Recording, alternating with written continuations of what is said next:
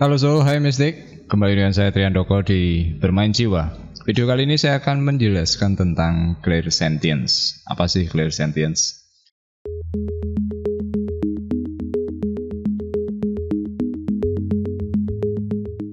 Kalau dari kalian ada yang pernah belajar bela diri, olah pernafasan, tenaga dalam, itu ada istilah kepekaan. Kalau dulu waktu saya belajar sempat pencak silat, ada istilah dalam bahasa Jawa rasa pangrasa. Jadi clairsentience ini berhubungan segala hal dengan rasa atau feeling. Apa yang saya jelaskan tentang clairsentience ini merupakan bagian dari 4 saluran utama bagaimana kita mengolah intuisi. Jadi saya katakan dalam video sebelumnya tentang 4 indera non-fisik. Jadi ada clairvoyance, clairaudience, clairsentience, dan claircognizance. Nah, sekarang kita bahas indera tentang rasa. Buat kalian yang baru mampir di sini, di channel Bermain Jiwa ini saya membagikan bagaimana kamu belajar spiritualitas dan meditasi otodidak. Saya bagikan dari pengalaman saya belajar selama ini tanpa guru maupun tanpa buku. Jadi kalau kalian tertarik tentang topik sekitar meditasi, metafisik dan mistik, silahkan kamu subscribe dan aktifkan notifikasi. Oke, kita mulai dulu dari yang pertama, definisi clairsentience. Jadi apa itu clairsentience? Jadi clairsentience ini kalau dari katanya, ini artinya perasaan jernih. Nah, di sini saya akan jelaskan ke kalian. Clairsentience berarti perasaan jernih. Ini adalah kemampuan untuk merasakan keadaan fisik dan emosional orang lain saat ini, masa lalu, atau masa depan tanpa menggunakan panca indera normal. Jadi ini dalam kasus di mana kamu ketemu orang, kamu sudah bisa membaca apakah orang ini nanti akan celaka atau bagaimana. Kadang kan ada beberapa orang yang memperingatkan temannya karena khawatir akan ada sesuatu yang terjadi. Jadi ini termasuk dari clairsentience. Kemudian di sini saya jelaskan, ini adalah kemampuan psikis, kemampuan metafisik ya, umum yang melibatkan perasaan atau merasakan energi pada orang lain. Nah, ini di definisi berikutnya saya lebih perjelas. Jadi ini adalah kemampuan psikis umum yang melibatkan perasaan atau merasakan energi pada orang lain dan mendapatkan wawasan psikis dari mereka. Dengan kata lain, orang clairsentient dapat menangkap emosi dan energi secara intuitif. Beberapa cara yang clairsentient memanifestasikan dirinya adalah perasaan usus, ini terjemahan bahasa Indonesia dari gut feeling, simpati, empati, keterikatan emosional, dan bahkan sensasi fisik. Jadi ada berapa level orang punya bakat clairsentience. Di tahap yang paling parah, dia bisa merasakan sakitnya seseorang ke fisiknya sendiri. Jadi apa yang tadi saya tunjukkan di sini tentang gut feeling, perasaan usus ini, ada orang yang merasakan kekhawatiran tentang masa depan dari seseorang itu, dia bisa merasakan perutnya tidak enak, mulas atau apa ya mau dikatakan. Jadi ada sesuatu yang tidak nyaman. Nah, ini nanti akan kita perjelas dari mekanismenya kenapa sih ini muncul. Oke ya, kemudian di sini ada penjelasan mengacu pada penerimaan informasi intuitif melalui sensasi. Jadi sensasi itu ada 2, emosi maupun sensasi fisik. Sensasi emosi nanti kamu olah dengan lebih memberikan perhatian tentang apapun fenomena yang muncul. Kemudian rasa yang menyertainya. Apakah itu kebahagiaan, kesedihan, ketakutan. Jadi ini yang perlu kalian perhatikan nanti ketika kalian belajar meditasi mistik. Nah, sensasi fisik itu konstruksi atau ekspansi, atau tadi yang saya sebut dengan gut feeling atau firasat. Kontraksi atau ekspansi ini bisa benar-benar dirasakan oleh mereka yang sangat peka dalam bakat clairsentience. Itu benar-benar mereka terpengaruh secara fisik. Kalau gut feeling tadi lebih pada mengarah rasa di perut tidak nyaman. Hal yang lain bisa lebih luas. Jadi ini yang dikatakan perasaan itu dimunculkan dalam sensasi secara fisik. Jadi kalau kamu mengalami dalam meditasimu ada sensasi seperti sentuhan, kemudian merasa kesetrum, kemudian merasa tubuh membesar, sebetulnya ini adalah sinyal-sinyal di mana kemampuan clairsentientmu mulai sedikit demi sedikit naik secara frekuensinya. Oke ya, jadi ini tentang sekitaran apa yang bisa kita definisikan dari clairsentience. Sekarang kita masuk ke pembahasan berikutnya. Jadi, apa perbedaan clairsentience dan empati? Jadi, ini ada perbedaan tipis. Kalau empati sebenarnya bakat dimiliki hampir semua orang. Tapi ada suatu hal yang membedakan antara empati dan clairsentience. Jadi kemampuan clairsentience itu melampaui tingkat empati seseorang.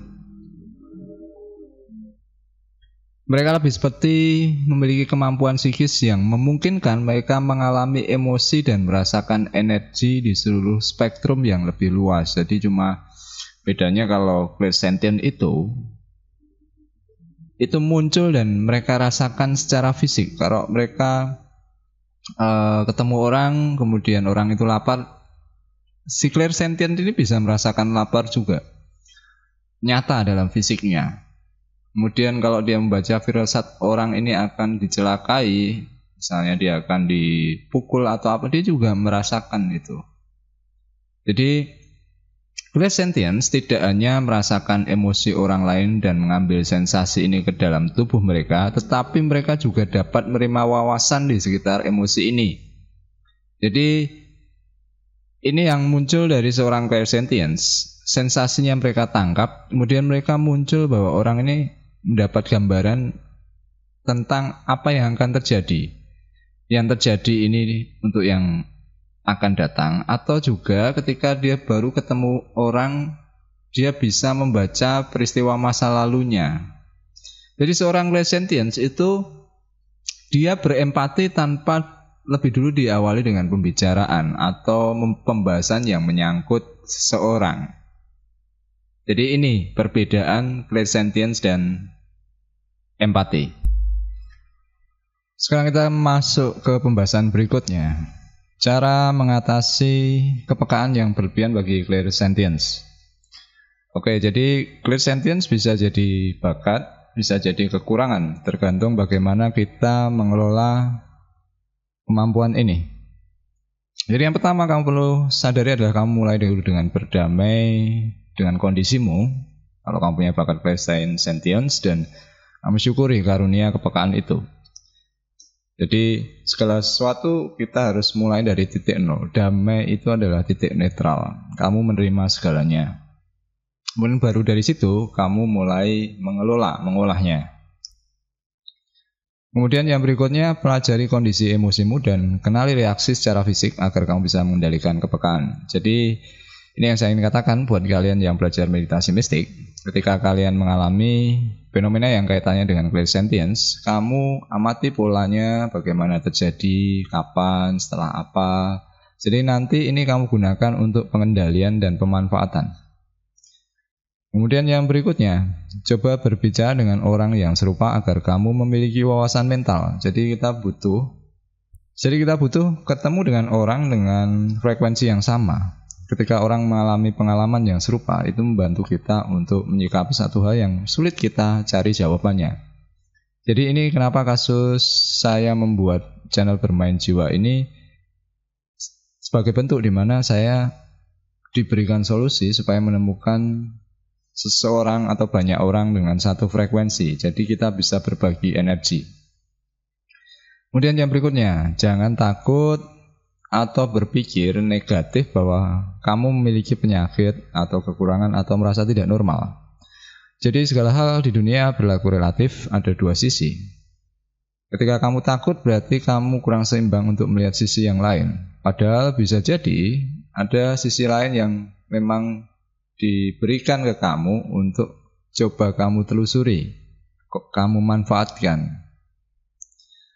Kemudian yang berikutnya, ekspresikan perasaan Anda secara kreatif. Jadi semua adalah bentuk mekanisme pergerakan energi. Energi selalu bergerak dan berubah. Jadi ketika kamu mengalami satu hal di mana kamu menangkap sensasi energi, untuk menetralisir itu kamu juga butuh menyalurkan. Nah, penyalurannya seperti apa? Bisa banyak. Jadi bisa lewat ke seni, bisa lewat ke kamu bantu ke penyembuhan, konseling, dan lain-lain.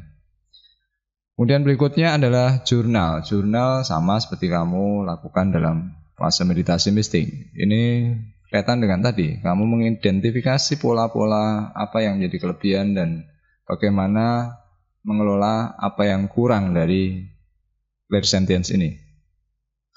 Kemudian renungkan atau dengarkan musik. Jadi ini untuk relaksasi, untuk mengontrol emosi, frekuensi dari energimu. Kemudian gunakan hadiah Anda, talenta ini untuk membantu orang lain dan atau menyalurkan clairsentience Anda ke dalam pekerjaan yang Anda sukai.